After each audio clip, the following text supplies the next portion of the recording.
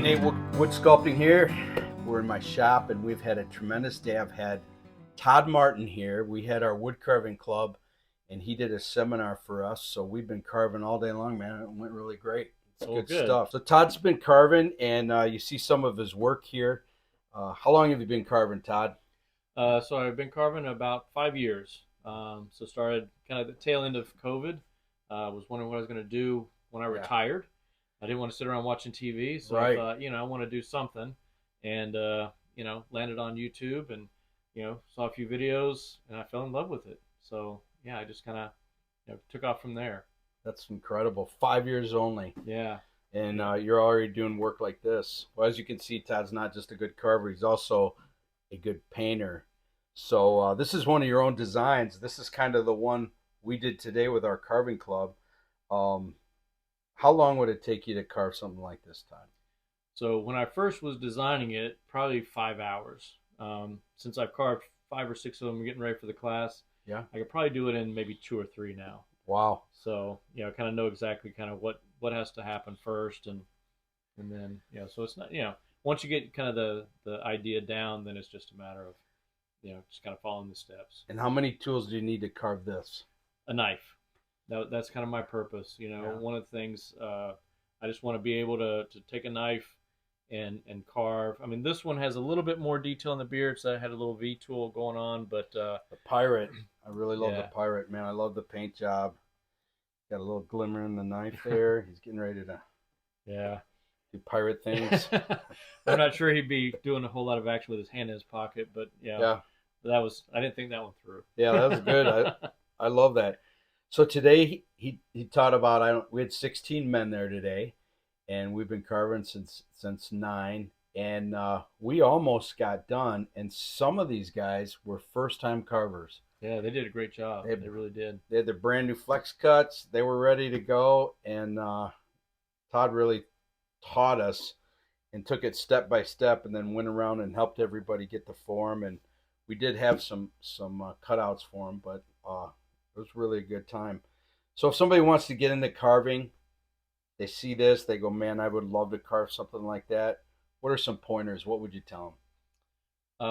Well, the main thing for me, I didn't want to commit too much when I first started. I didn't want to invest a whole bunch of money. I just wanted a piece of wood, I wanted a glove and a knife, and just to make sure that I didn't, over invest in something that I really didn't end up liking. Of course, now I have more tools that I know what to do with, but yeah, as far as this kind of thing, make sure your knife is sharp is always kind of the key thing. Find patterns that you like in books. Woodcarving Illustrated has a lot of really good projects. Mm-hmm. A lot of the Fox Chapel books, the Schiffer books. So find a carver you like. Get a book, but also there's so many good YouTube videos out there. And the one got me started was Doug Linker. Yeah, I started with his 15-minute wizard, which took me 3 hours. Yeah. But it was not great, but it kind of it kind of gave me kind of taught me the basics. Yeah. Obviously Gene Messer. Gene. Follow him a lot. All right. Gene and Doug, hello.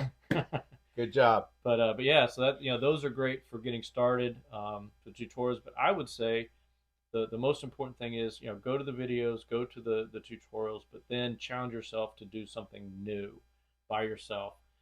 Even if it's taking one of those kind of tutorials and then kind of making your own spin on it. But that was one of the things that struck me is hearing different carvers challenge me to just try to do your own thing. And one of the things I shared this morning was that failure is always an option, and it should be an option. Right. Failure is a great way to learn, and you won't learn really kind of how to improve and do your own thing unless you're willing to kind of take a chance and fail. Mm-hmm. And so the wood is typically not very expensive, and have a go at it, see what you come up with, and if it fails, then you got a little extra firewood for the winter. So. A little extra firewood. There you go. Well, it was pretty cool to have you today. And then last week, your article just came out in Woodcarving Illustrated, where you taught the guy, that's a fun project. The spring edition of Woodcarving Illustrated. That's congratulations Well, for thank being in you. that. That was really really pleased with that. So Yeah, I'm glad Fox Chapel finally saw you. So great. Well, thanks for doing the class today. Thanks for being with us for a few minutes. And you sell some stuff. Tell us where you're at online. So yeah, I'm on Instagram. Just if you want to see this kind of things that I'm doing, I do have some stuff on Etsy. Um, so there's always an option for that. Yeah, But I'll put his links down below, and you can check out Todd on Instagram and Etsy, and instant message him if you have any questions. yeah, absolutely, He's super absolutely. helpful, super available. I was glad to help. All right, well, that's carving. Keep carving.